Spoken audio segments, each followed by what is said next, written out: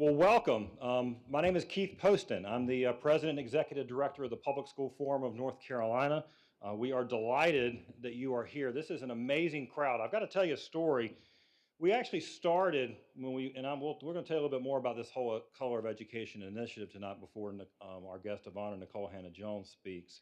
Um, but when we started our plans, we actually had booked about half of this room, and we were going to have the other half with the reception. And I think it was sometime around, I don't know, we started the tickets, we put the tickets on sale early one morning, and I think it was like 3 or 4 o'clock in the afternoon. I walked down to Rhonda's office and I said, I guess to sort of paraphrase Jaws, I think we're going to need a bigger boat.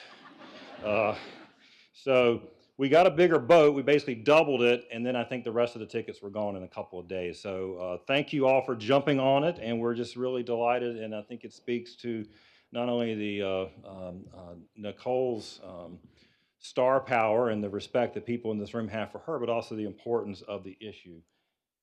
A couple of housekeeping things right off the top. We are using the hashtag Color of Education. So if you're tweeting, Instagramming, Facebooking, or whatever, please use that. Also, second, we want to be able to keep you informed and engaged after this event. So we've got some bowls back at the tables. So we would ask you to please put your business cards. If you don't have those, we have little cards that were at your chairs just to capture your name and email. We just want to be able to share you because this is just the beginning of a new initiative that we're doing. We want to make sure that we can keep in touch with you. First, I want to acknowledge our partners from Duke who joined the Public School Forum in this new effort earlier this year. I mean, frankly, it was a bit of a leap of faith on all of our parts. We knew the work was important, and we knew we were all committed to it, but we weren't exactly sure the scope of everything we were going to do, but we knew we were going to do it together. So I want to thank Fritz Mayer, who's sitting right here, Fritz with Duke Policy Bridge, and then Dr. Sandy Darity. Sandy is not here with us tonight, unfortunately, but Sandy and the Cook Center for Social Equity, thank you for leaping with me. We're excited to be part of it with you. Now, when you're taking a leap of faith, one thing that helps is to have sponsors to help make an event like this happen. And I want to make sure that I acknowledge them tonight. We have our ambassador sponsors, as you'll see on the screen, Capital Broadcasting Company, the Grable Foundation, and UPS. So thanks, let's give them a round of applause for their support. And then our champion sponsors, Fidelity Investments, the John M. Belk Endowment, and the Maynard Family Foundation. We have representatives from all those groups here, so thank you all for them as well.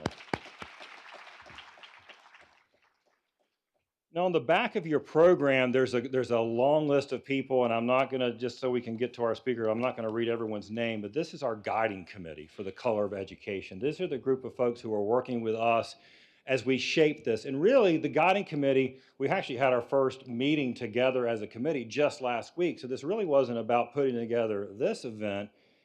It's really more about what's going to happen after this event. And so I want to thank them for that as well. There are so many wonderful VIPs here, too many to name. I do want to recognize Dr. Tom Williams, the chairman of the board of the Public School Forum. Tom, thank you for being here.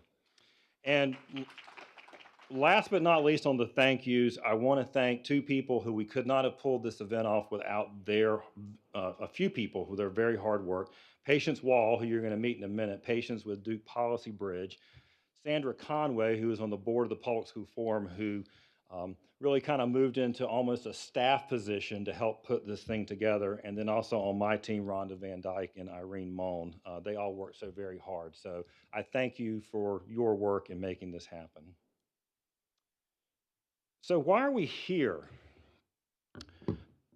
2 years ago, the Public School Forum completed a year-long study group exploring the barriers that children in North Carolina face in receiving a quality and equitable education.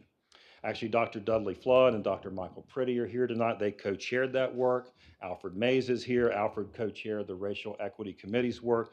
Now, just so you understand, if you don't know the Public School Forum, we've had a long history. We were founded in 1986. We've had a long history of focusing on equity issues, but particularly funding equity issues. And certainly we focused on, as we ran what was then the previous North Carolina Teaching Fellows Program, we focused on things like teacher diversity, But our work with the study group really marked the first time when our organization really drilled in on the issue of race and bias and how Black and brown students in North Carolina are treated differently and how their educational experiences are different, yielding, not surprisingly, different outcomes from their peers. Now, the data was shocking. Well, it was shocking at least to some of us who didn't see it or maybe didn't care enough to really look closely at it. But we looked at questions like, why were Black students 40% more likely to be suspended than white students, oftentimes for the same offenses? Why were Black students so underrepresented in placement in advanced courses, yet quite overrepresented in being identified as special ed? And how could a school system with a majority of Black and Latinx students still have children going through their entire 12 years of public education and never having a teacher that looks like them? Now, I don't know if you noticed when I walked up here, but I'm a white guy. Now, in fact, if you're playing privilege bingo, you'd have a pretty full card with me. I'm a white, cisgender male, natural-born U.S. citizen, heterosexual. So I've kind of got it all covered. But I've been blessed to have some people in my life and opportunities presented to me to open my eyes and my heart to what is going on. And it's been my experience, my personal experience, is that when the scales fall away from your eyes, when your eyes have been opened, you can't unsee it. And you have to use whatever voice and whatever platform you have to do something. And that's what this is for me, and this is what it is for our organization. So as you listen to Nikole and the other speakers tonight, I want you to ask yourself, why are you here? And what are you going to do differently tomorrow, next week, and next month? With that, I have the privilege of introducing my partner in all of this and my new friend, Dr. Keisha Bentley Edwards. Keisha is the Associate Director of Research at the Samuel Du Bois Cook Center on Social Equity. Give her a hand.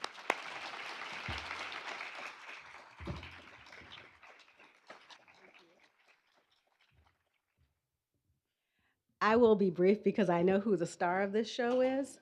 I was very excited about joining this group.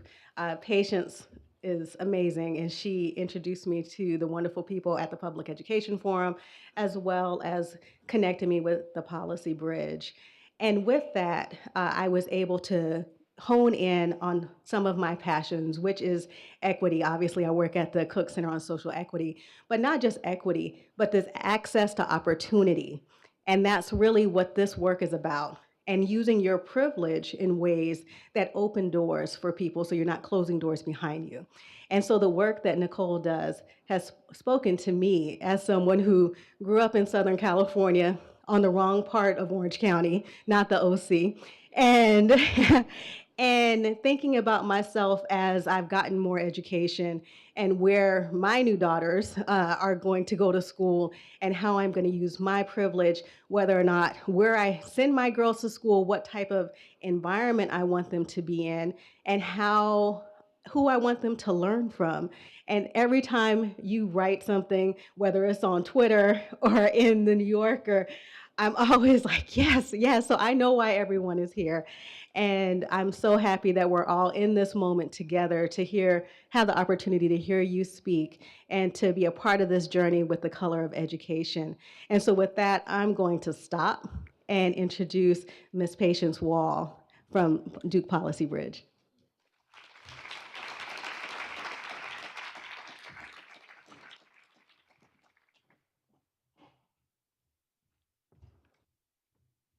Hi, good evening, everyone. Peabody Award winning, National Magazine Award recipient, 2017 MacArthur Genius Grant Fellow. These are just a few titles that highlight the impactful work of tonight's speaker. And I also like to add that just this past week, recipient of the 2018 John Chancellor Award for Excellence in Journalism was added to this growing list of accolades. So congratulations.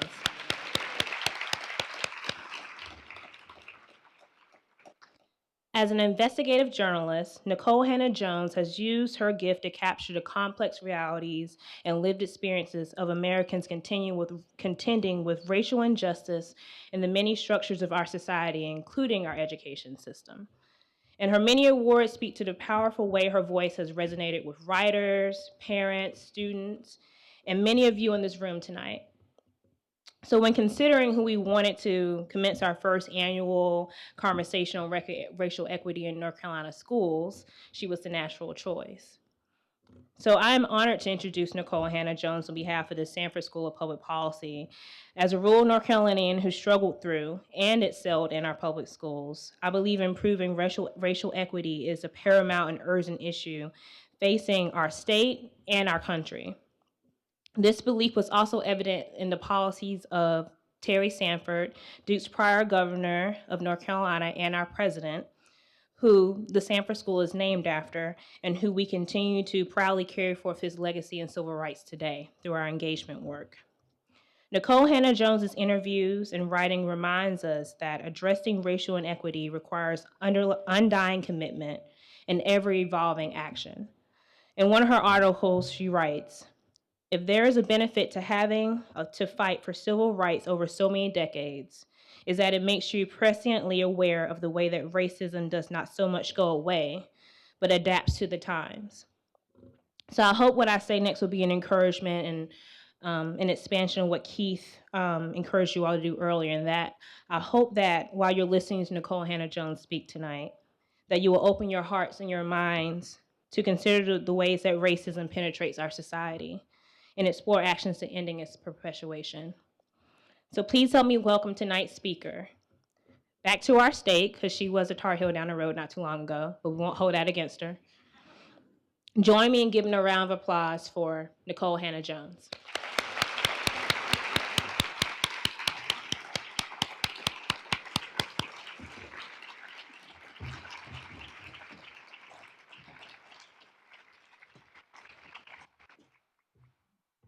Good evening.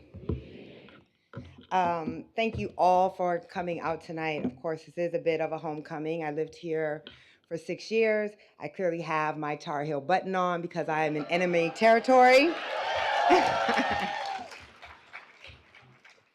And I also began my career and my interest in covering education because my very first job was working in the Durham Bureau of the News and Observer covering the Durham Public Schools. I started covering them in 2003, which, for those of you who follow education, is right when the penalty phases of No Child Left Behind started to kick in. And I was spending my time in schools where every single kid was Black and every single kid was poor, and administrators and teachers were working their asses off and were unable, clearly, to produce the same results of schools where only 10% or 20% of kids were living in poverty and that had every resource in the world. That's when I began to understand that something was fundamentally wrong, and that our embracing of separate but equal, which is what No Child Left Behind was. No Child Left Behind said we are not going to try to break up these segregated high poverty schools. We're just going to test them to death and hold them accountable. And if we hold them to high standards, for the first time in the history of America, we will finally make separate equal. We all know how that turned out. No Child Left Behind no longer exists. And we have implemented reform after reform after reform that promises to do what we have never done. So if this gives you a sense of how the speech is going to go tonight, that would be good. Before I start, though, I'd like to thank all of the staff who moved the chairs, who prepared the food that we eat, who cleaned this venue. My grandmother was a domestic. She was one of those who had the invisible hands that made everything work but never got any acknowledgement. So I'd like to thank everyone who did that.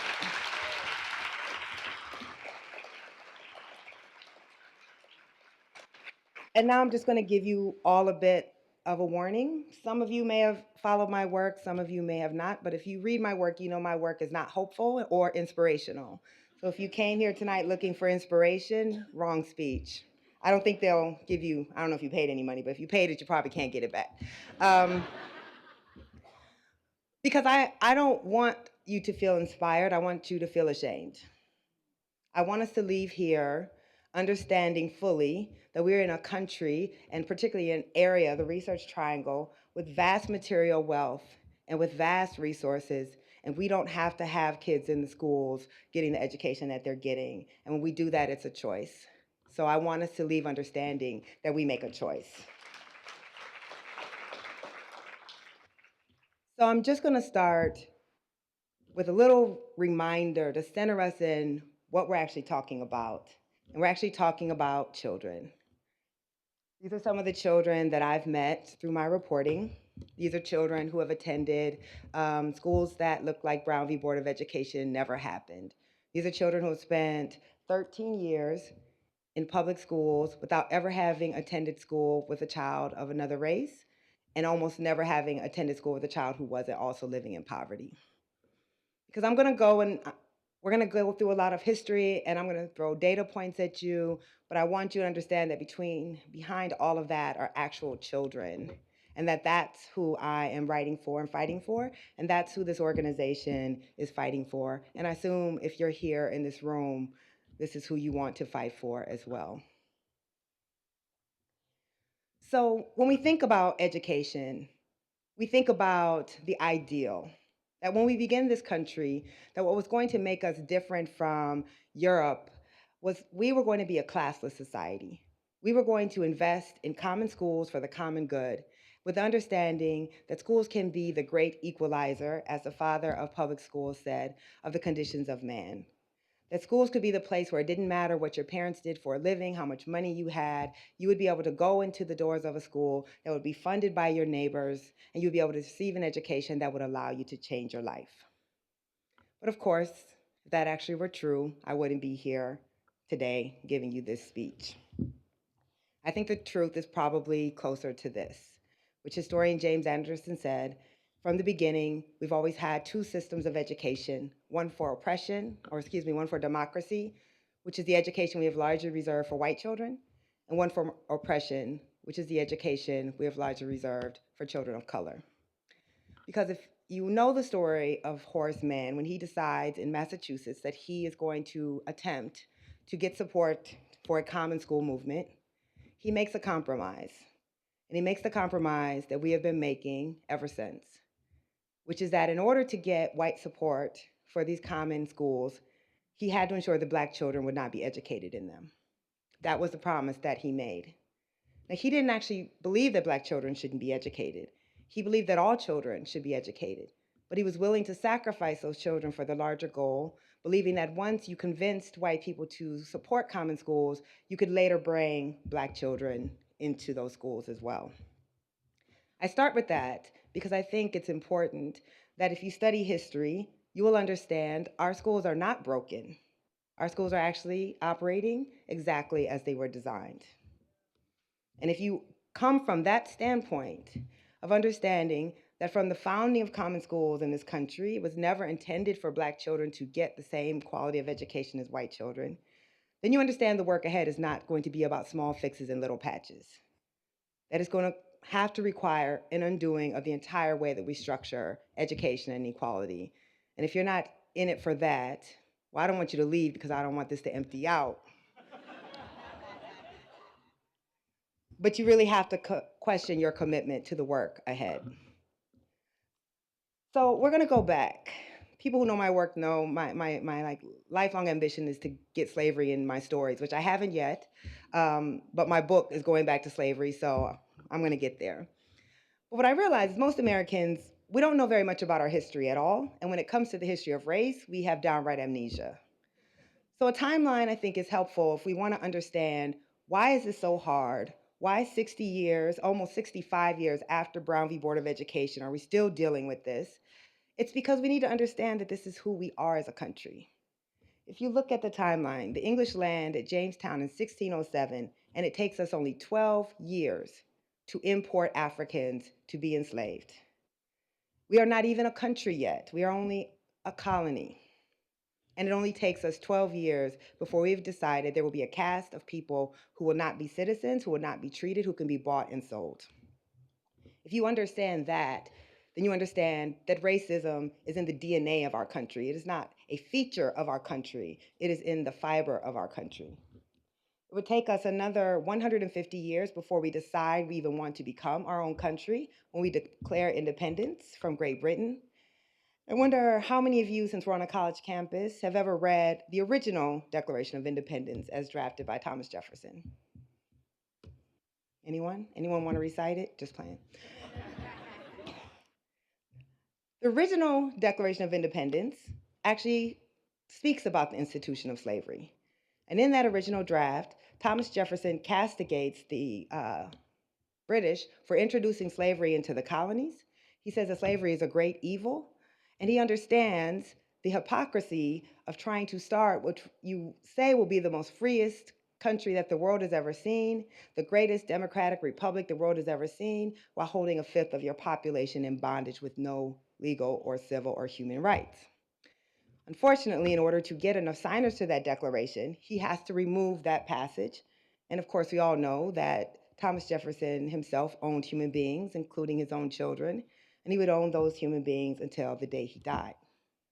So the declaration that ultimately starts our country is a declaration that allows for the bondage of a fifth of the population. And it would continue until 90 years later when we have to fight the bloodiest war in the history of our country in order to end the institution of slavery. Now, I know I'm in the South, so I'm just going to make this clear in case anyone isn't sure. The Civil War was fought about slavery, okay? Now, some might argue it was states' rights, and I say yes, the states' right to own slaves. So let's just be real. So this institution nearly tears our country apart. We finally fight this war and we end slavery. And then we immediately, after a brief period of Reconstruction, enter into another 100 years of legal apartheid known as Jim Crow. It is not until 1968, with the passage of the last great civil rights legislation, the Fair Housing Act, that Black Americans get full citizenship rights in the country of their birth, in the country of their grandparents' birth, their great-grandparents' birth, and their great-great-grandparents' birth. Those of you whose ancestors came over in the 1970s or the 1960s or the 1950s or the 1940s, if you were white, your ancestors could come here and immediately have more rights than Black people whose ancestors had gone back 100 or 200 or 300 years. So when you understand that history, it's not surprising that we still struggle.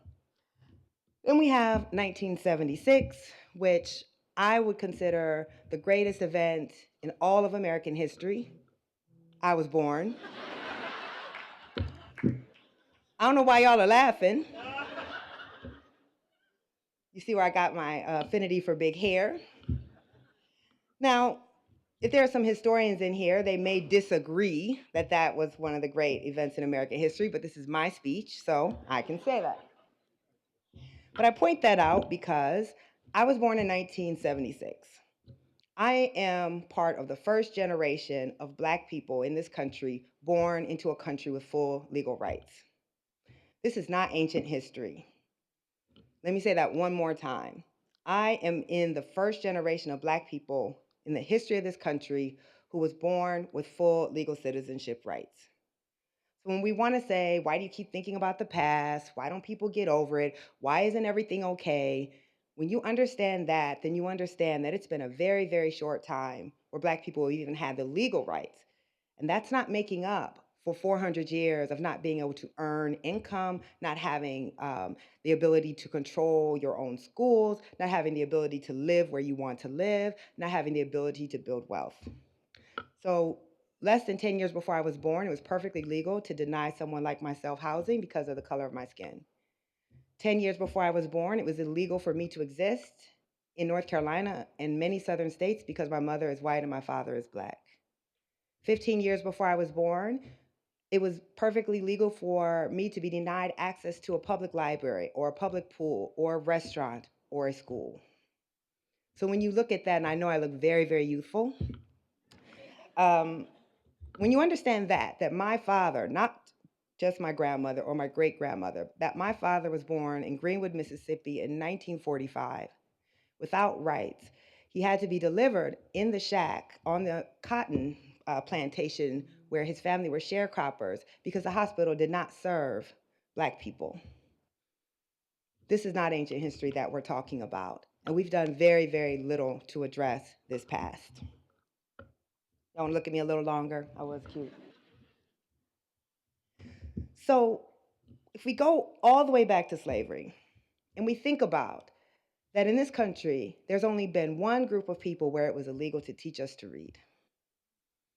Black people are the only people in the history of the United States where it was against the law to teach us to read, and it was against the law for us to be able to write. Then you understand why we still struggle to have educational equality. Because why would one deny an entire race of people the right to read and write? It is because you understand that it is hard to control a people who is able to read and to write and to think and to process information. That once people begin to have an education, they begin to question their circumstance. One of the biggest fears, of course, was abolitionist literature, literature being written by enslaved people who had run away that was challenging the system. It was also the fear of even the Bible, because while enslavers like to teach the passages about slave obey their master, they didn't really want Black people reading the passages about Israel's fleeing slavery, right?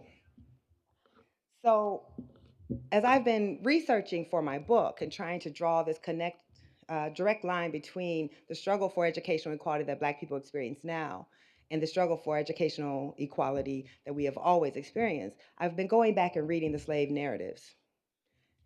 And what you realize is that one of the most pernicious myths in American society is that Black people are the only people in the history of the world who don't value an education. We hear that all the time. Black kids aren't doing well because their parents don't value education, and neither do they. But nothing could be further from the truth. When you're reading from people who had been beaten, who had been sexually assaulted, who had had their children sold away from them, and over again, what they keep saying is the thing they could not forgive was being deprived of their education. And that despite the fact that you could be whipped, you could have your fingers cut off, and you could be killed for learning to read or teaching other enslaved people to read, people still did it anyway. So this myth about Black people not valuing education arises to serve a purpose, because then it justifies the poor quality of education that Black people are receiving. Because for Black people, literacy has always been about liberation. It hasn't been about how much money can you make. It has been about will you be free or not. One of the biggest fear that enslavers had was that Black people were going to write their own paths to freedom, which they did. So we start with a system that doesn't believe that Black people should receive an education at all. What's also not commonly known is that public schools come to the South because Black people bring them. When Black people are released from slavery, they are in many cases refusing to work unless their children are educated.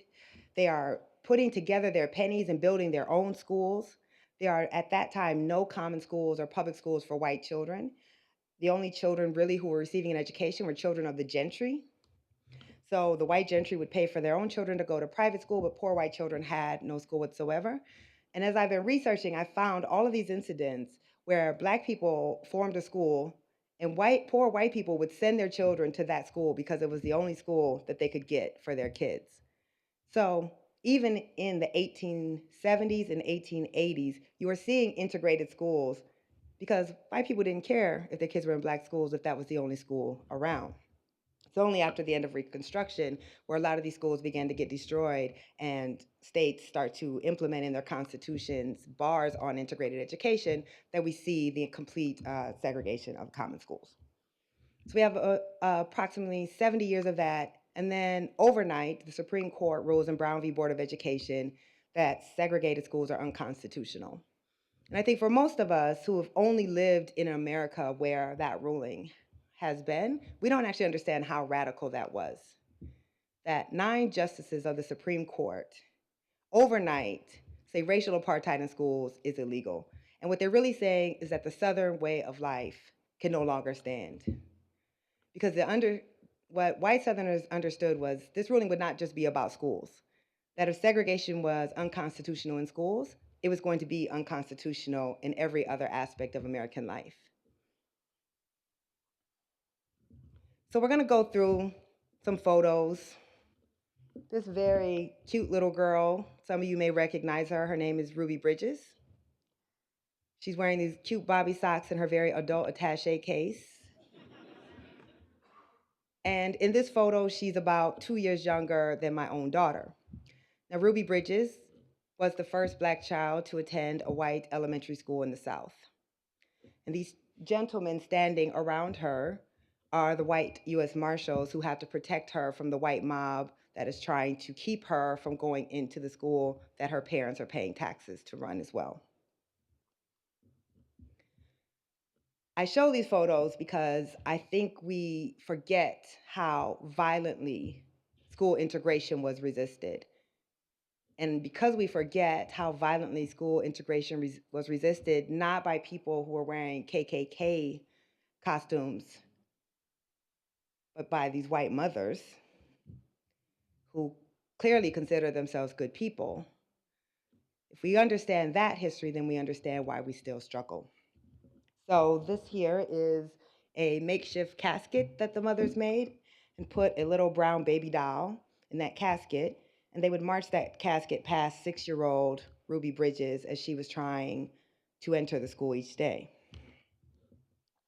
For what we know of the story is Ruby Bridges spent her first semester of her school in a classroom with just her and her teacher because all of the white parents pulled their kids out of the class with her. These are kids in Tennessee at the first high school, white high school to be integrated in the South. I'll show you a picture later on. That high school got blown up. I think a lot about the courage it took for the parents to put their children through that, not just for themselves, but for all Black children in their community, at a time when Black parents understood that it wasn't just about getting something for your own child, but about trying to better the circumstances for every child in your community.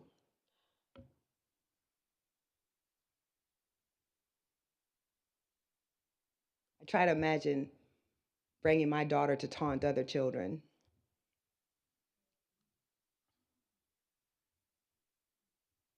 This is the high school that got bombed. White people were willing to bomb their own schools rather than let a handful of very carefully selected Black children enter those schools. This is in Prince Edwards County, where they shut down the entire school system for 5 years rather than let Black children go to the schools that their parents were also paying taxes to fund. The white children got to go to school on vouchers to segregation academies, and the Black kids got no school unless their parents moved them out of town. And then once the kids got access to the schools, it's not like everything was rosy inside. Many of them didn't make it through the school year. This is Boston. I always make sure I show Boston because up north, white progressives love to look down on the South. And they love to tell me, I can't believe how backwards they are down there. Then I show them Boston, and then we move on. The judge in Boston rules that the segregation in the North is also de jure segregation, that it is also segregation by law and by, well, not by law, but by official policy, and so that those schools must integrate as well.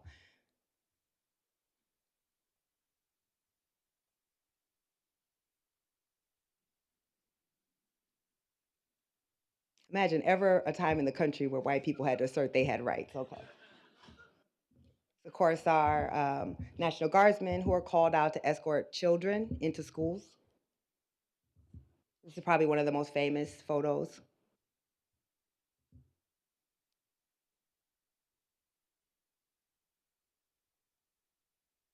Okay, we get the gist, right?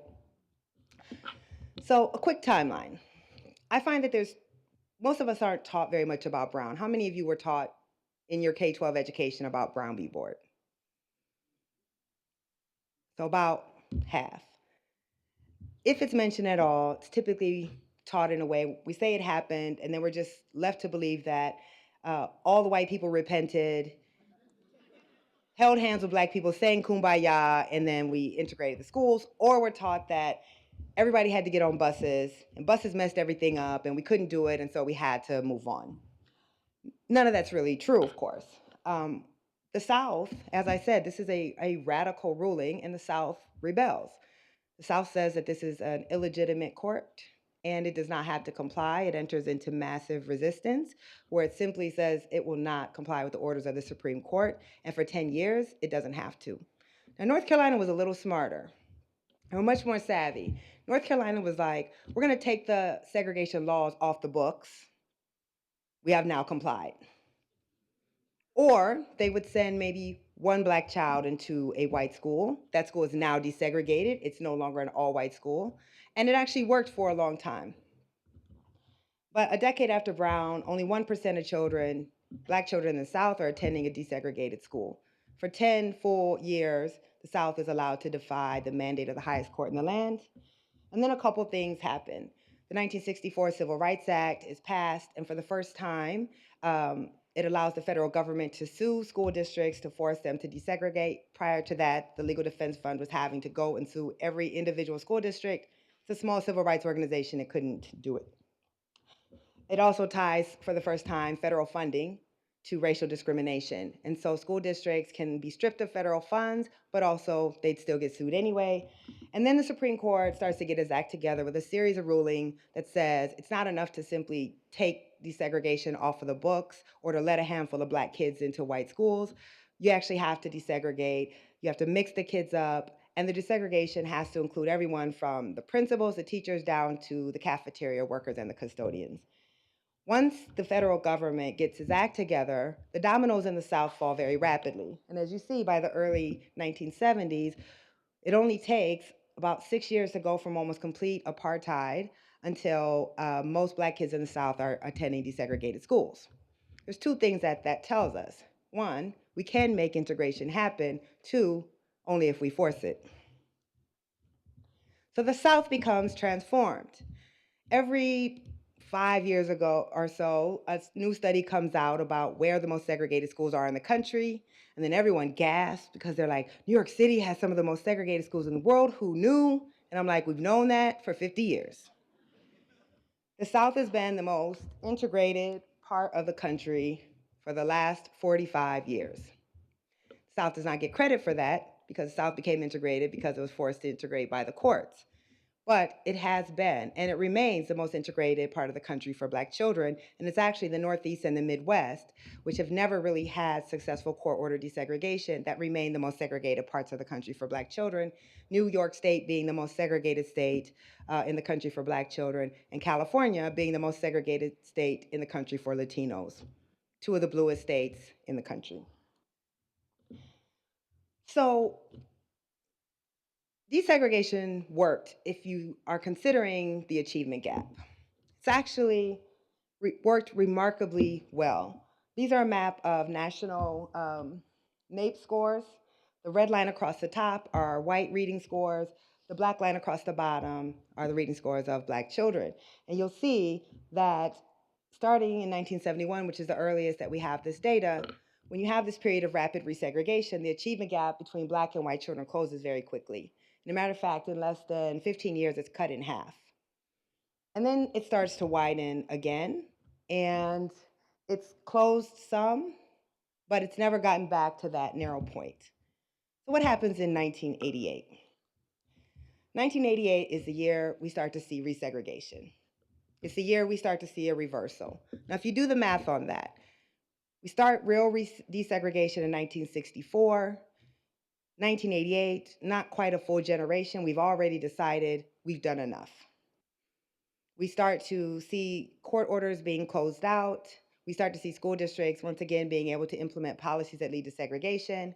And by 1988, black children are beginning to get more segregated again, and the achievement gap widens. And if you look back at this, you'll know that in this timeline, there have been a host of school reforms. There's been No Child Left Behind, there's been Race to the Top, there's been expansion of charter schools, there's been vouchers, you name it, but nothing has closed that racial achievement gap like actually getting black and white kids in the same classrooms together and poor and wealthier kids in the same classrooms together. So what happens is the South is forced to integrate by court order. You never have massive desegregation outside of the South. And then the judges began to dismiss these court orders. The Reagan administration, the Justice Department switches sides and decides it is no longer in favor of desegregation. We need to start closing these orders down. The Bush administration continues that policy. And as soon as school districts are released from their court orders, they immediately began to do things that resegregate the schools. Now, what does that tell you? That tells you that this is intentional. Because I think we like to pretend that the inequality that we see is just a matter of the past or incidental, or Black people are poor, and so they're more likely to live in poor Black neighborhoods, and that's why schools are segregated. But it's not actually the case. So this is a map of the most rapidly resegregating districts in the country. You'll see Charlotte is on there, sadly in Carolina blue. If you look on that axis on the left, this is a dissimilarity index. So the higher the number, the more segregated a school district is.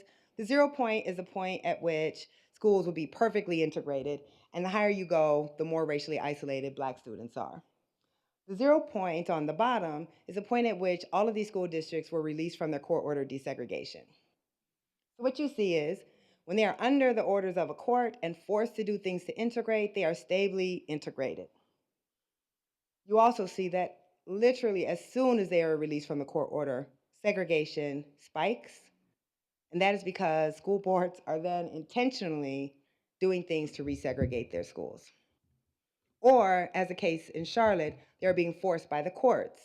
So Charlotte's busing plan is ended. They're forced to go back to a neighborhood school. Assignment policy, residential areas are segregated, so the schools become segregated. Excuse me. And so what happens is we start to see Black children being more segregated. What this map shows is the percentage of Black children in majority white schools. There's two things you'll see on this map. One, never in the history of, at least since we've been able to measure it, have Black children half of Black children attend majority white schools. So in a country where Black people are about 13% of the population, we've not had a point where even half of Black kids have attended majority white schools. And you'll see that where we are now, Black children are as segregated now as they were in the 1970s. So we are literally moving back in time. So the message that I hope we all understand in this particular region is because the South is the only place that is ever truly desegregated, and because even now, this is a place where Black children are the most likely to attend an integrated school. If we lose the South, we lose the country. There is no real integration occurring except in parts of the West where the Black population is fairly small. Now, I was happy when the South lost the Civil War. I prefer the South doesn't lose this one. But the South is now looking to the North on different strategies to resegregate its schools.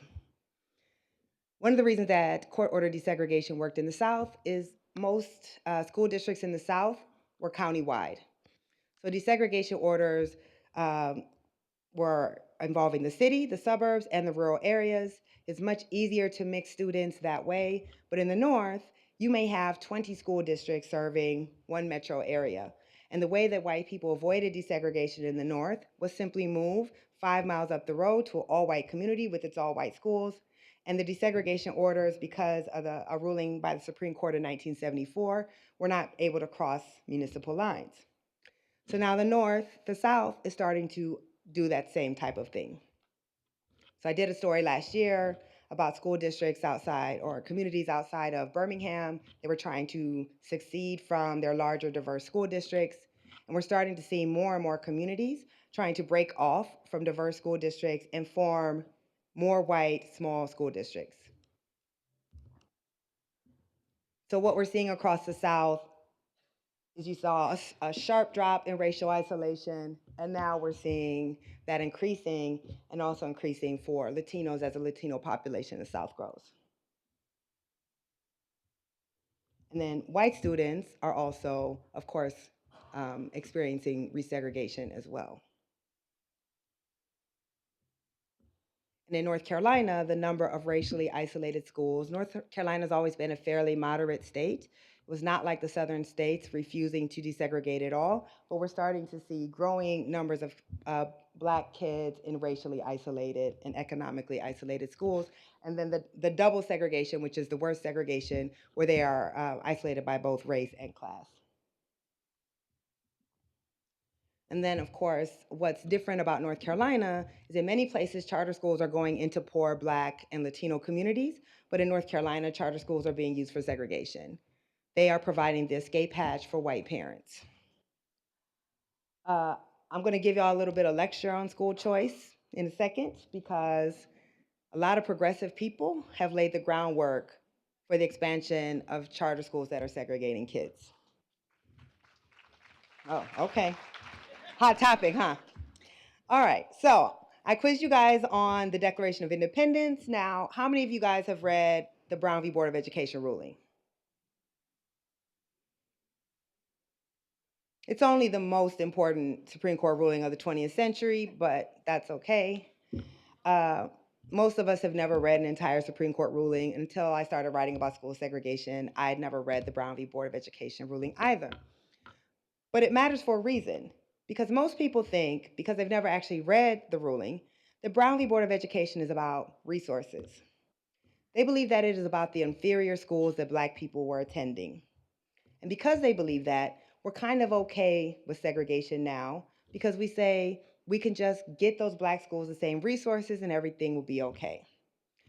But if you read the Brown v. Board of Education ruling, it only mentions resources to say that the South had already begun equalizing resources in Black schools.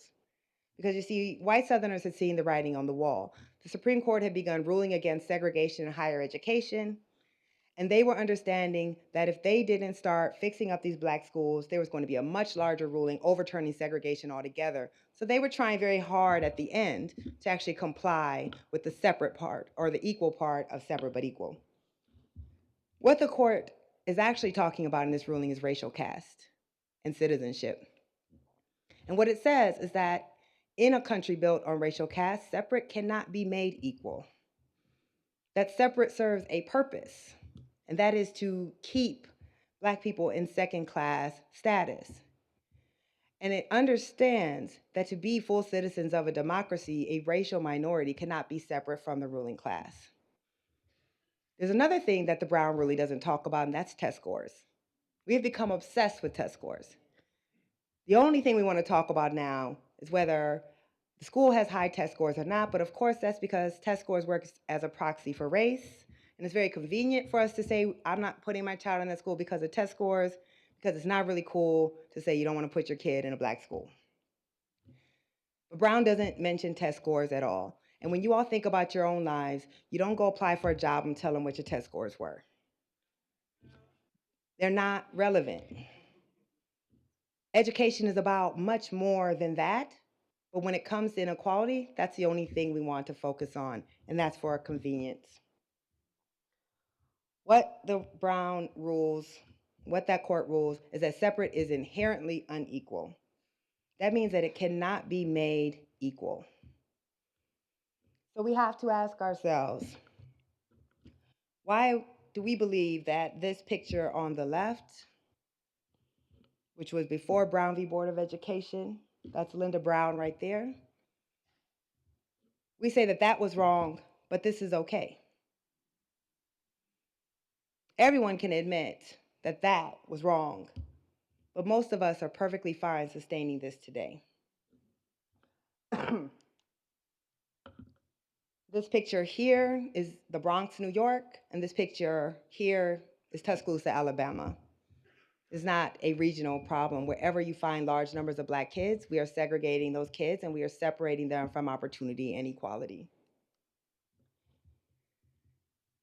The truth is, we've never made separate equal in this country for a single day. I have spent 15 years writing about these issues. I have looked at study after study. I have looked at the data that is collected by the U.S. Department of Education, and I have yet to find a single community where the Black schools don't get less. Not one. And every time I give a talk, I challenge the audience, show me the one place in America where Black kids segregated in their own schools get the same thing as white kids in their own schools, and no one yet has been able to prove me wrong. And I would imagine that doesn't surprise any of you, and it doesn't surprise any of you because that's how racial caste works. We don't expect that Black kids will get the same things, and so they do not. So to this day, you can go to the US Department of Education Civil Rights Database collection, and you'll see that in anything important that you measure, the more Black kids in that school, the less that school has. And you can be in a rural area, a suburban area, an urban area. You can be in any region of the country, and that holds true. What's worse is that segregated schools actually exacerbate inequality. So here we believe that schools are the great equalizer. But what the data shows is the longer a Black child stays in a segregated school, the further and further that child falls behind. So instead of closing the gap, our schools are widening the gap for Black children. Instead of allowing Black children to go in the doors and transform their lives, we're putting Black kids in schools that ensure that where they started is where they're going to end. And much more important than achievement gaps, because to be honest, I don't care if Black children ever score the same as white kids on a biased standardized test. That's a terrible measure. It's a terrible measure of a child's ability. It's not a measure at all of a child's worth. And it's also not a measure of the education that child is receiving or what an education is supposed to do. Horace Mann did not say that schools or education is the equalizer of all test scores. What he says is that it is supposed to be the equalizer of the conditions of mankind, right? And what the longitudinal data shows is that when the Supreme Court rules in a 9-0 unanimous ruling to overturn segregation in schools, because segregation in schools solidifies racial caste, it knew exactly what it was talking about. Rucker Johnson, economist out of Cal Berkeley, has studied 30 years of longitudinal data of Black children who in the 70s got access to desegregated schools, and what it shows is those schools changed the entire trajectory of their lives.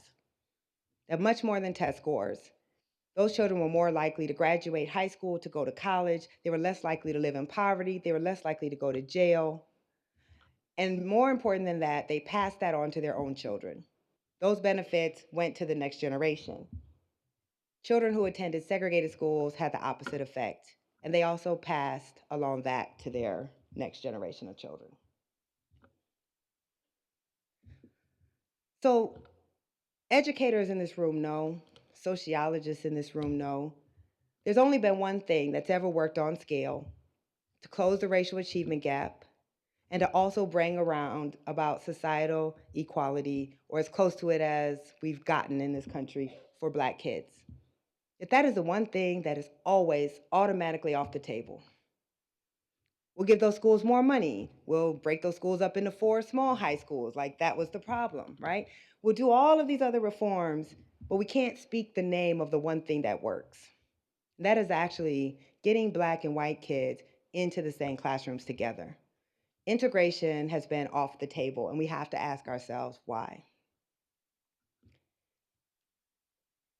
That's not the reason that I ever hear. I hear lots of excuses. Politically, it's not possible. If you force white people to do this, they'll leave the district. It's too hard. People have to get on buses.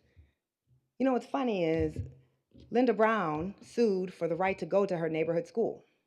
We were fine with busing for segregation.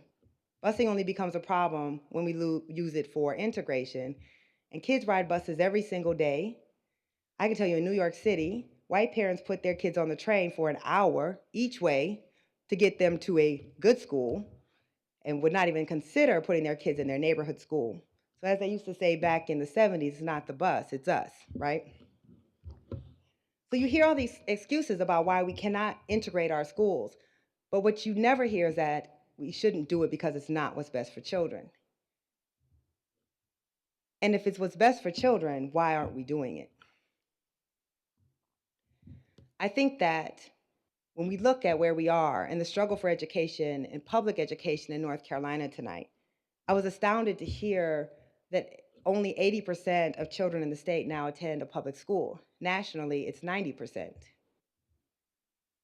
What that tells you is that as we have tried to get our children choice so that we can escape schools with kids we don't want our children by, we have sown the seeds for the undoing of public education altogether.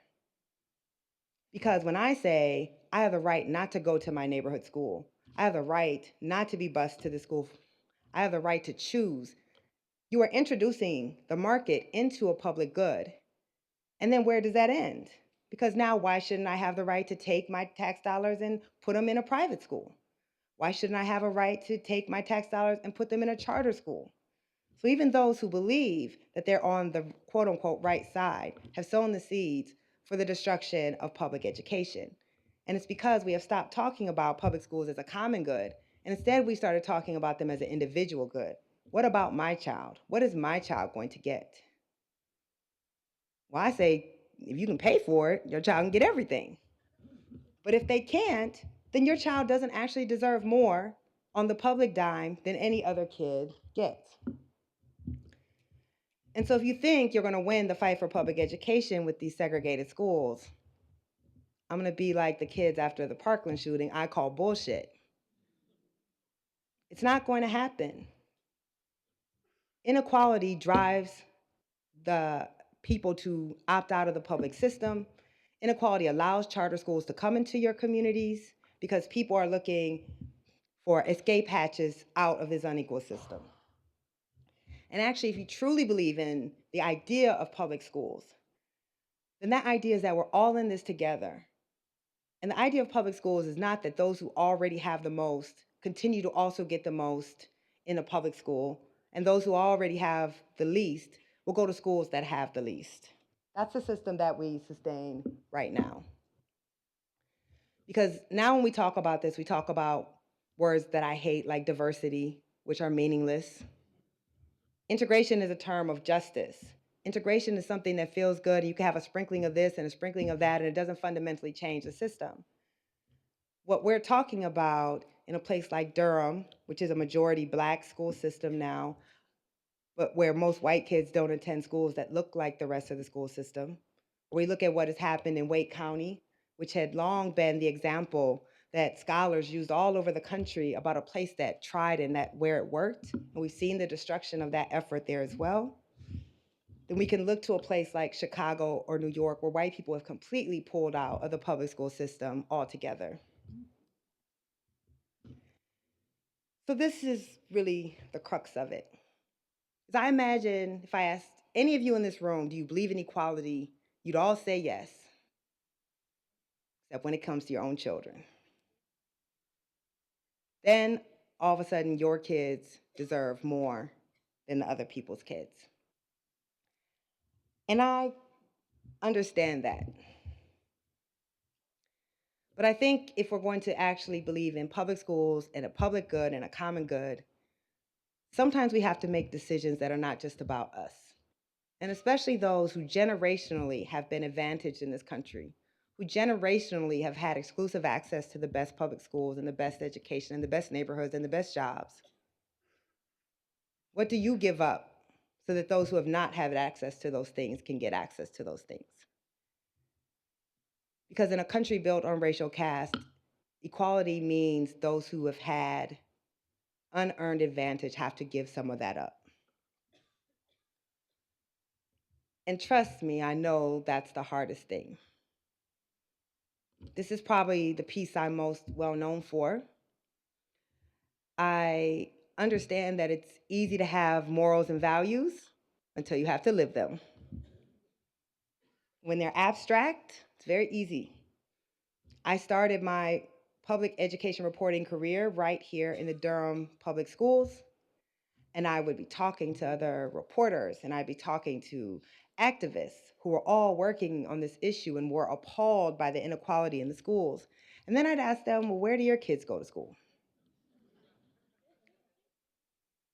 Every last one of them, their kid was in a disproportionately white and a disproportionately wealthy school, and they wouldn't think of putting their kids in the schools with the kids that they were writing about. And I was young at that point, and wasn't thinking about kids, and I remember thinking, I don't want to be like that when my time comes. But it was easy because I didn't have a child. Then I have my daughter, and I moved to New York City, one of the most segregated and unequal school districts in the country, where at 2 years old, I was already being asked, what are you going to do with your child? Because you definitely can't put your child in your neighborhood school. And it was time for me to decide what was I going to do with my own child. And who knows better than me the way the segregated schools harm our children.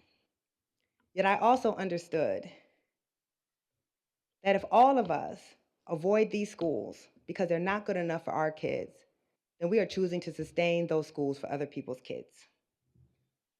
And if they're not good enough for our own kids, whose children are they good enough for?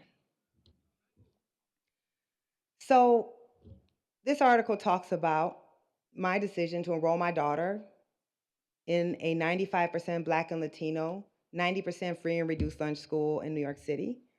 It also talks about the arguments my husband and I had about that decision once I told him I had made it.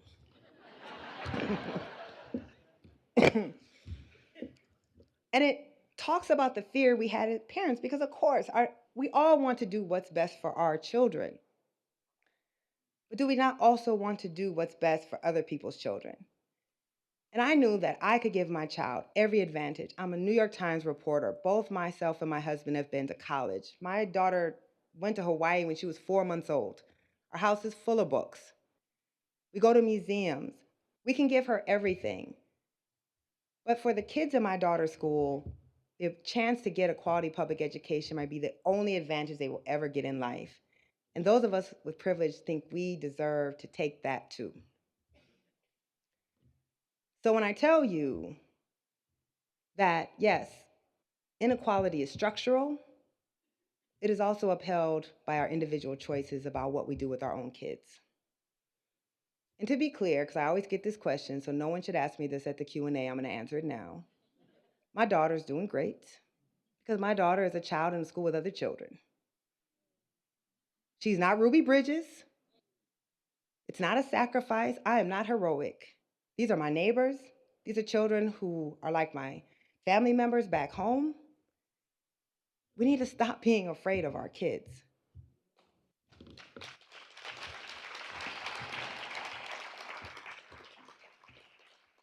And we need to also understand that our children are not the only ones benefiting those schools, that those children benefit our children as well.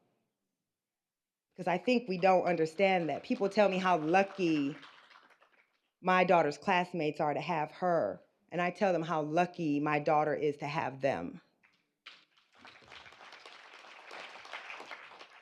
And I know this personally because I was the Black kid who got bused into white school starting in the 2nd grade.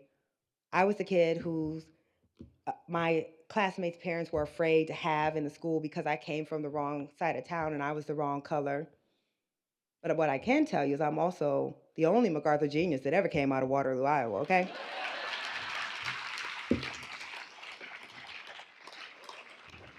So all those assumptions that we have about kids, our kids are not lacking. Their opportunities are lacking. And if we believe in them and if we share our resources with them, it is amazing the things that they can accomplish. It is amazing the things that my daughter comes home and tells me about the things that she talks about with her classmates. So here's the question. When I wrote the piece about my daughter, I never expected it would have the impact that it had. And I heard from so many parents who said, I'm now having to think about the choices I've made for my own child. I'm going to be making a different choice. And then I heard from a small contingent of parents who told me, how dare you sacrifice your own daughter? Your daughter's not an experiment. You're going to regret what you've done to her. And I'm going to leave you guys with the question that I responded to them, because I do respond to all the emails, no matter how hateful. And I asked them, whose children do we sacrifice then? And I think we all need to ask ourselves, whose children are we choosing to sacrifice every day? Because we are choosing it. I'm in a particularly bitter point in my life. I've spent the last year working on my book, embedded in the poorest high school in Detroit, which is the poorest major city in the country and the lowest performing district in the country. Less than 1 out of 10 kids in Detroit is proficient in reading and math. And at my high school, it's about 4%. And I've seen kids who come into a school every day without textbooks, who've gone an entire year without a math teacher, who have to come in and wipe rat feces off their desk because when the window breaks, there's no one there to fix the window, who can't drink out of the water fountains because they're full of lead, who've breathed in mold because they haven't been able to fix the schools. And they come into school and they misbehave. And I think to myself, you should be burning this school down. And then we say, see, they don't value their education. But the truth is, they look at their school every day and see how little we value their educations.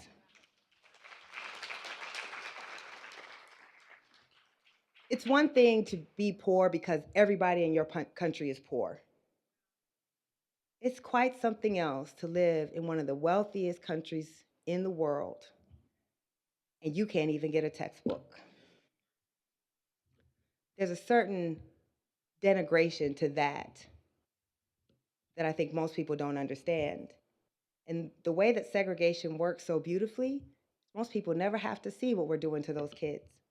You get on the highway and you drive past those neighborhoods, and you never go into the doors of those schools and see what those kids are getting. And then we blame them for somehow not being able to overcome all of these obstacles that we've put in their place.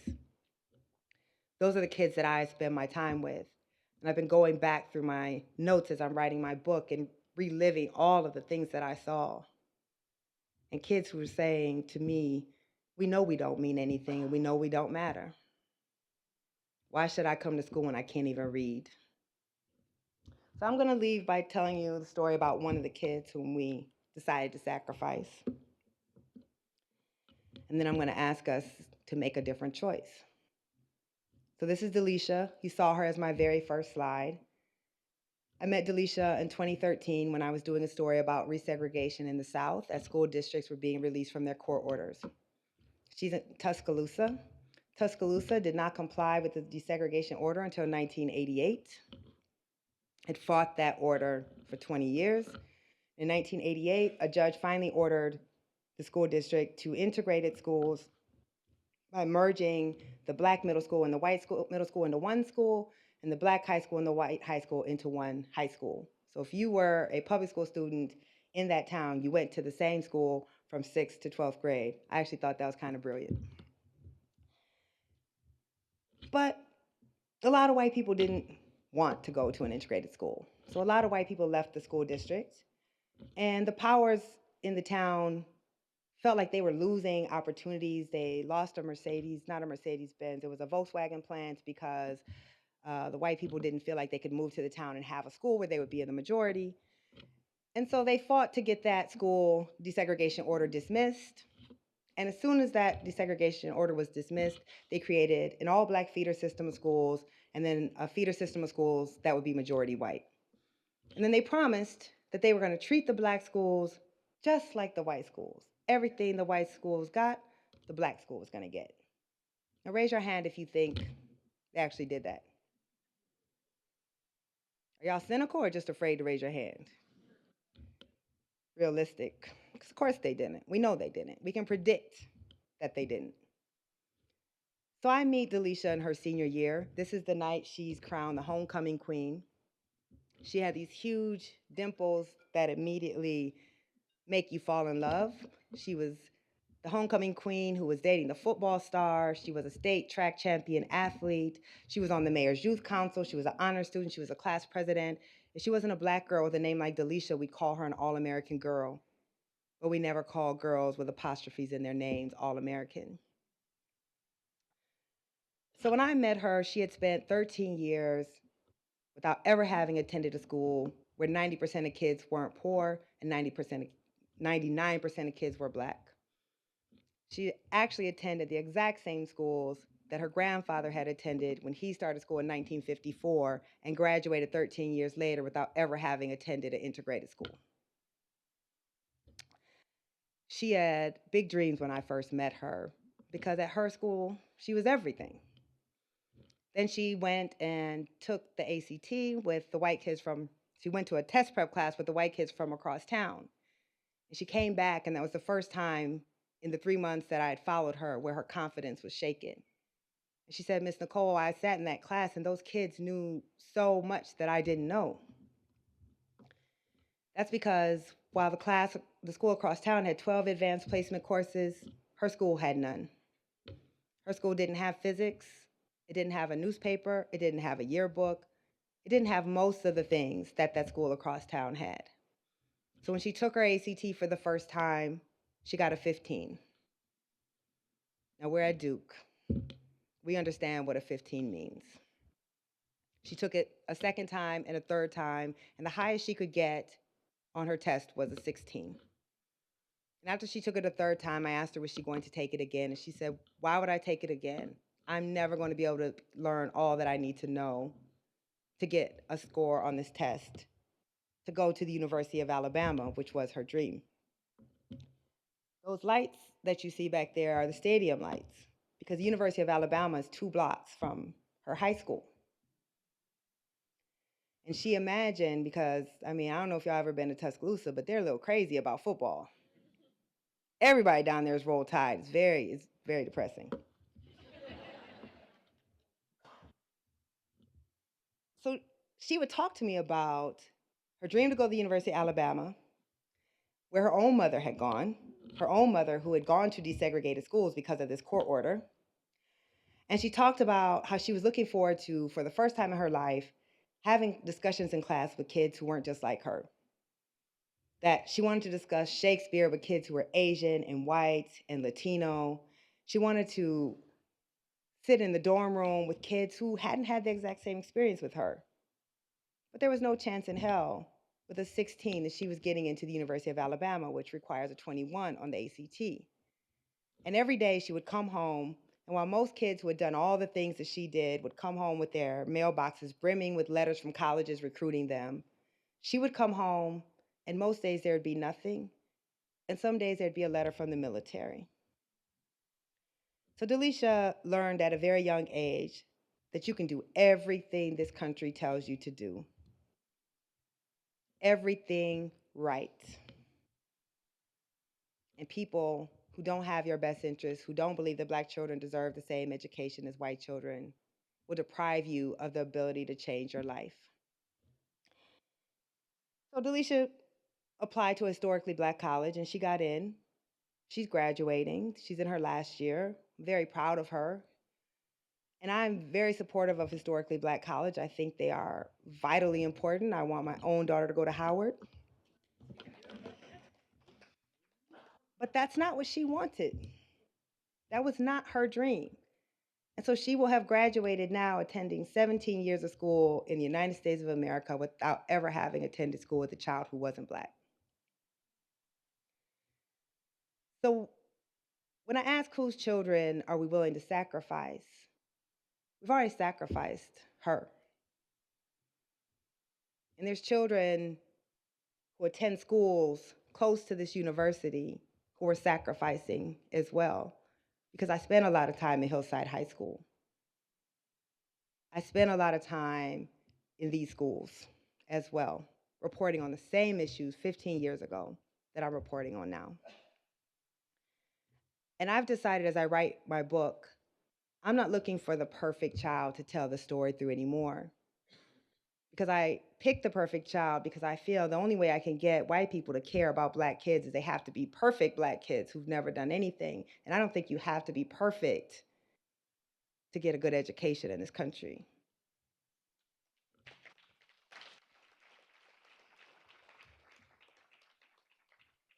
So before I turn the slide, I just want you to look at her face one more time.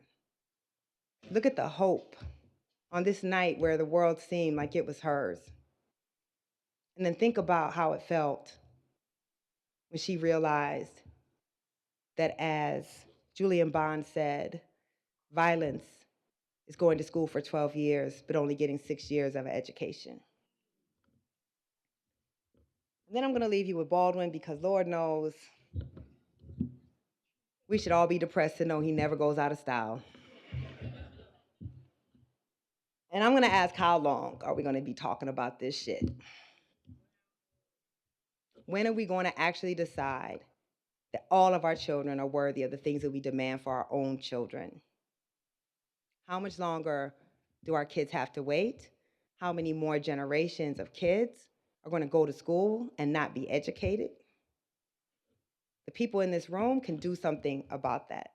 I think about the power of the triangle, which many places aren't lucky to have 3 major universities that could be transforming these schools and do not. So it's all up to you guys. I don't want you to leave feeling good. I want you to leave feeling sick.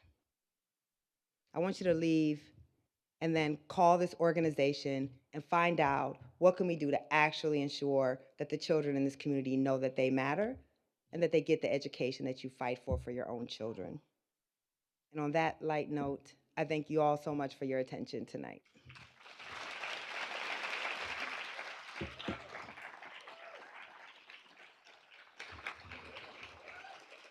Thank you.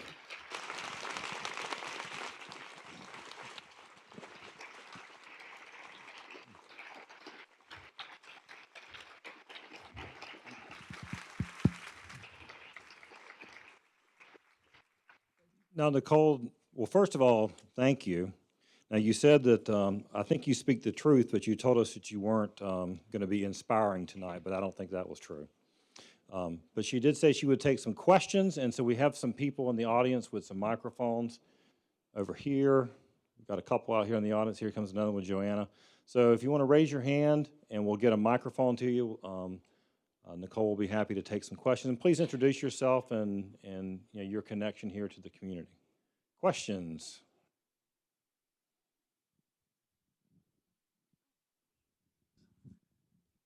Oh, don't be shy. Hey, hello. Good evening. Oh, Hi, Nicole. hi. Hi, Nikki. Thank you very much for gracing us with your presence. I'm a little nervous.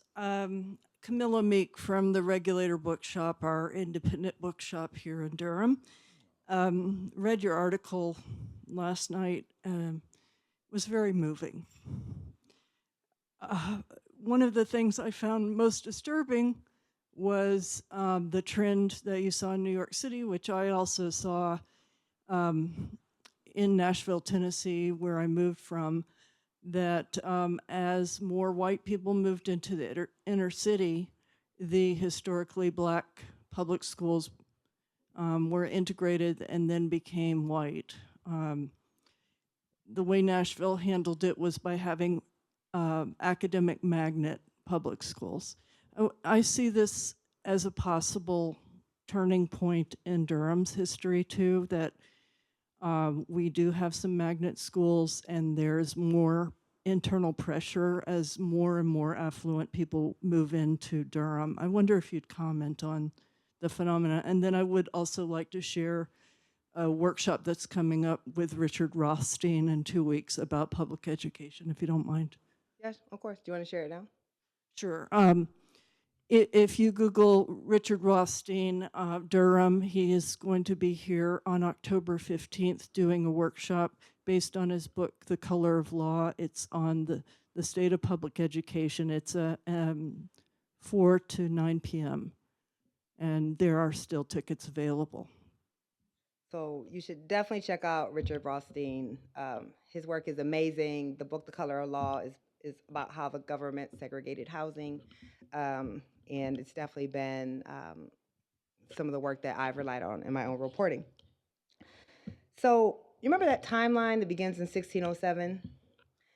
I think that tells us how complicated this is going to be. Every solution you have has an unintended consequence.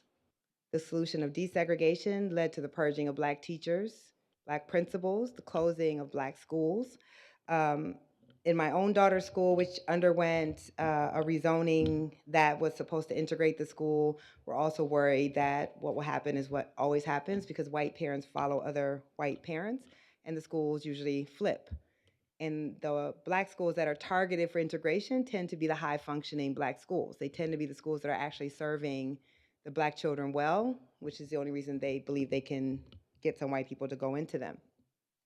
So I think what must be understood is the battle will never be won. There's going to have to be constant, I don't want to say fighting, but constant adaptation.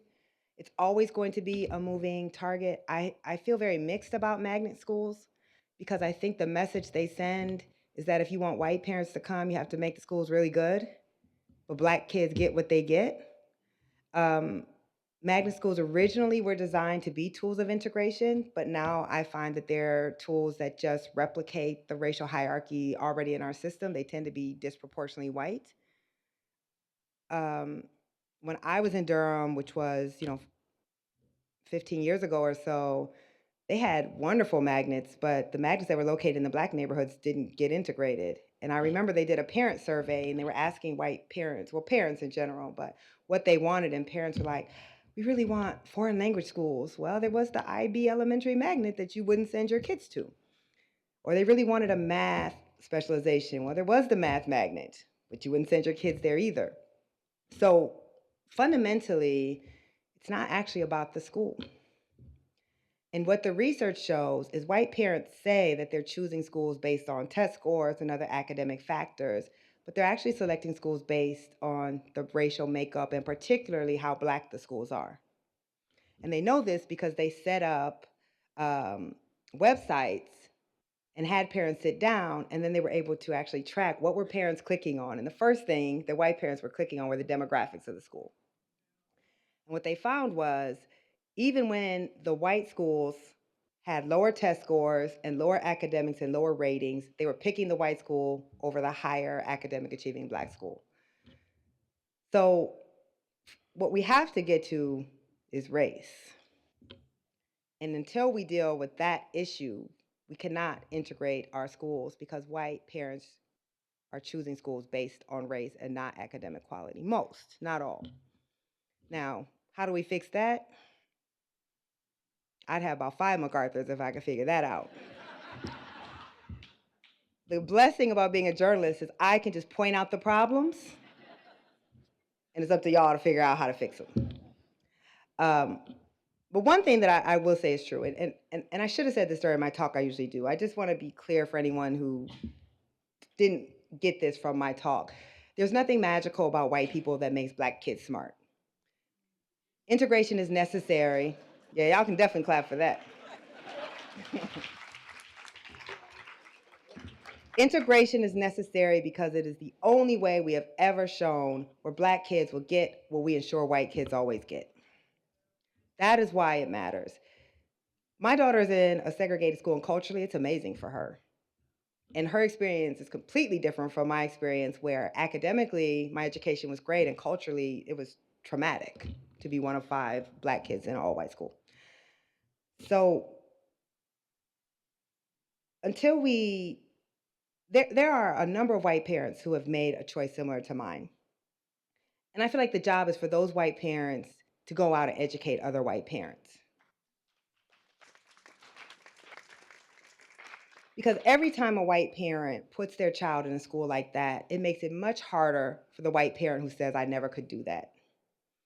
And I have heard from dozens of white parents, some whose kids have only been in school for 5 years and some whose kids have graduated already, who were like, we put our kids in a school like that and our child was fine.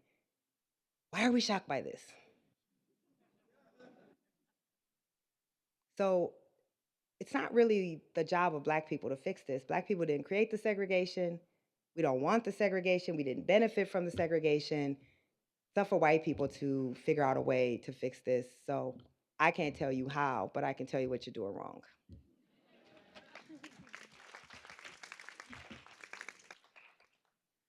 Hello, thank you so much, Nikole, for such a moving and important message and for just engaging in the labor required to share it.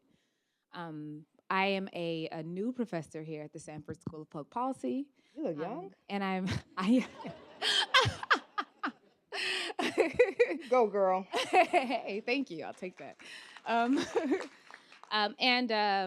this question is definitely partial to my work. I'm really interested in public school closures, and places like Chicago, Philadelphia, New York have had a record number of schools closed over the past couple of years, and they disproportionately impact African American communities.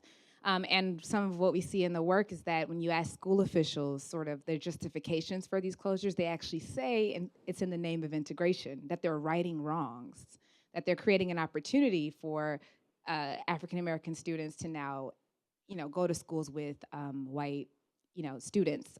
Although we haven't yet seen that occur, so I'm really interested in your perceptions of that as a tactic, even if it was done in sort of the right way. And then the other question is related to that, and it's just I also would hear school officials say, and there's some political science research on this as well, that African American communities aren't as supportive of integration as they previously were. And if you could just comment, I have some ideas about that, but if you can comment on that sort of critique as well. Yeah, sure. So you know this. I haven't actually heard the argument that schools are being closed for integration, because in Chicago, of course, New York, the schools are being closed and kids are being sent to other poor Black schools. And the research has shown that there's no academic improvement because they're being actually sent to schools that are identical to the schools that were closed. It's not like these schools are closed and they're suddenly being sent to high-performing schools. I think school closures have been devastating in communities. Often, particularly in the poorest communities, those are the only functioning institutions in those communities. And for those to leave, I think does a lot of damage to the communities. And also, a lot of these families have such a hard time with transportation. So you begin to see attendance problems. You begin to see kids who are arriving to schools late. Again, I'm in Detroit, which has just been ravaged by half of the schools are charters. There have been dozens of schools closed, and kids who have had to attend 3 to 5 schools in 5 years. They stop forming relationships with their teachers because they think you're going to be gone or I'm going to be gone. So I think it's been absolutely devastating, and I think the excuses have been BS, because they're not closing them equally. When you look in Chicago, they were disproportionately closing schools in Black areas, and they were saying they were closing them for financial reasons, but Black communities were bearing the brunt of that, which is very similar in history to desegregation. I don't think that integration will not be easy. It will not be easy on Black kids. It will cause some inconvenience for white families. I don't think we should expect that it'll be easy, but I think it should go both ways. So I think if, Black kids are being sent into white schools, white kids need to be sent into Black schools too. I think what's been so unfair is that the burden has always been borne by the Black families. That is also why you have seen Black people who have gotten tired of the fight for integration. I think that they got tired of their kids always being bused. They got tired of going into white schools and their children were being suspended, or their children were being tracked into lower classes. So clearly, when I'm talking about integration, don't come talk to me about how proud you are to be in an integrated school and then all the advanced classes are white and all the Black kids are in the lower classes. You get no credit for that. I'm talking about integration down to the classroom where kids are actually in the same classes together. And I understand that. There's something demeaning about constantly feeling like you have to chase white people around who don't want to be around your children. But I also understand that, one, we are a small minority in a majority white country that is disproportionately run by white people in power. And to separate the poorest of our children from that power is to set them up for a life of disadvantage. And one thing I always tell Black parents, if you are in this country, there will be a struggle for your child, is which one? My parents chose to put me into white schools knowing that socially it was going to be very difficult. I knew I would never put my own daughter in that situation. I also didn't think I'd put her in an all-Black segregated school either. So maybe her academics aren't as great as another school, but culturally, every day she's affirmed. So when we think about integration, it has to be what Dr. King said, which is it is a sharing of power. It is not just about letting a handful of Black people into a white school that doesn't reflect their culture, the curriculum doesn't reflect them, but trying to create spaces where children can truly meet as equals. Now we can't even get us in the same building together. So I realize how hard that is, but if I'm asking for the impossible, I may as well just go for the gusto, right? It really is the right thing for our kids, though. I mean, there's one white child in my daughter's class. There's been one white child in my daughter's class for the last 3 years. His name is Sam. He's her best friend. Sam is the most popular kid in the class. I kind of find him annoying, but the kids seem to love him. And the interesting thing about his parents, and I always tell them, I'm like, I actually don't know white people like you, because they didn't do it for some social justice anything. They were like, it's a neighborhood school and it's a good school. We're sending our kid to the school. If we can just come to think about it that way and understand that Sam is going to be the man, right? Like, he's going to have the most amazing life because he will have grown up understanding how little race actually means. I'm not even answering your question anymore. Now I'm just talking. Let me. Y'all are like, It's good. you're like, don't give another speech up there. Okay, let's move on. Oh, I'll keep my answer short. Good. You're good. Thank you. Yes, ma'am. hi, my name is Raja. I'm a current junior here at Duke. And so you mentioned how their research triangle has these 3 universities. But as a Duke More, really, student, but yeah. well, yeah. So as a Duke student, you say these universities can interact with the community in ways that could really radically change Durham and Durham public schools, which have become majority minority. But I wonder how that works. The relationship between very wealthy, very white universities and communities that are low income and majority minority. How should Duke be approaching that relationship? Because in the past, it hasn't always been approached in a way that has been helpful for the community. And so I wonder, would it be a bunch of rich white students that are working with these poor black kids and thinking that they're saving them? Or how do you adjust it to where it's students actively both giving back to a community that they're spending their 4 years in, and also like doing some good without thinking that they're like saving the world? Okay, so what did you say what are you majoring in? I'm a psychology major, education minor. I'm also in the elementary teacher preparation program here.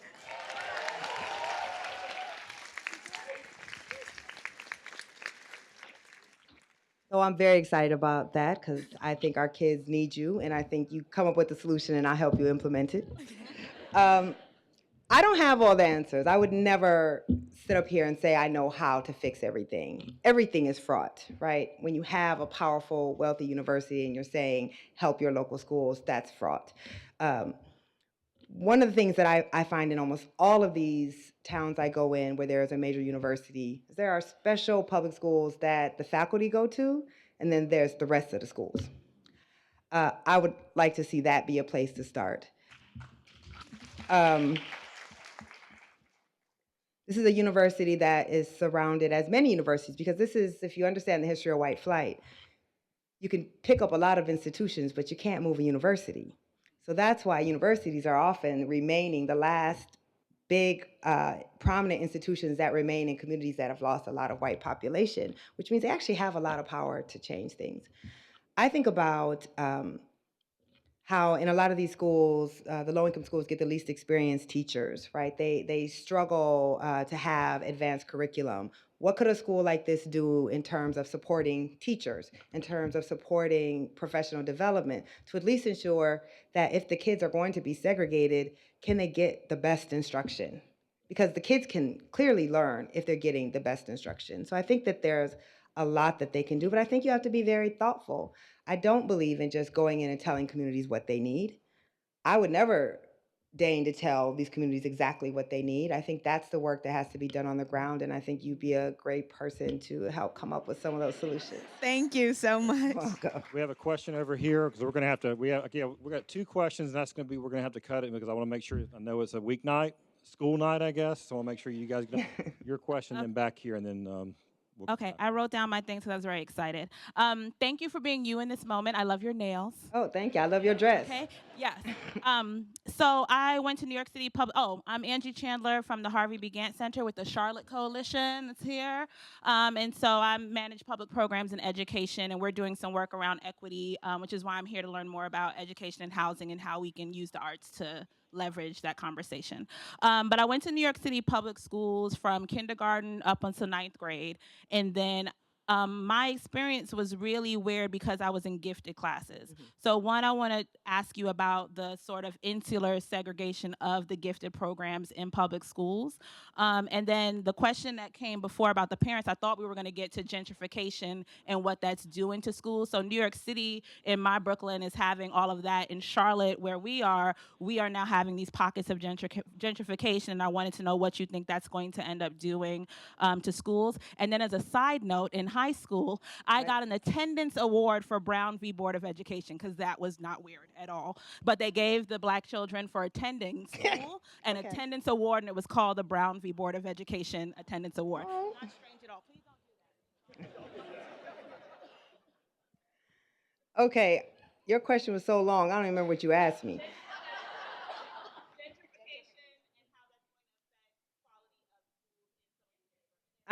Okay, so talented and gifted is easy. I don't believe in it. Even though I was in it myself, I don't believe in it. I don't mind if kids get pulled out for a short period of time a day for additional and supplemental instruction, which was the way that my talented and gifted worked. But I just don't believe that some kids are brilliant and other kids are not. And those kids we've decided are brilliant deserve to have better and more rigorous instruction, because what the research shows is all kids benefit from that type of rigorous instruction. And they rise up to the challenge of that. Now, that makes it more difficult for educators, right? Because educators then have to differentiate between kids who are at different levels. But that's called good instruction. And I just don't believe, and I'm not saying it's easy. I know that it's not easy. But I don't believe that we need to keep separating our kids in different ways. And particularly when you understand, so in New York City, as in many diverse school districts, talented and gifted is a way to keep white parents in the schools because their children are going to be separated. The assumption is that those kids are going to test into talented and gifted. We test for talented and gifted in New York at the age of 4. Parents are putting their kids in test prep at the age of 3. Now, I'm not sure about this, but I feel like if you're gifted, you can't prepare for it, right? Like,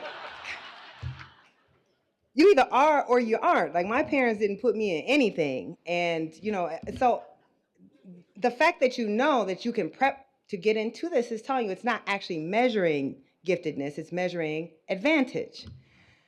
And so it is not surprising then who gets in those classes. And it sends, to me, you want to see me get irate is to be in a school with the talented and gifted and watching those black kids who know that those are the smart kids and all those kids are white. There's a problem with that.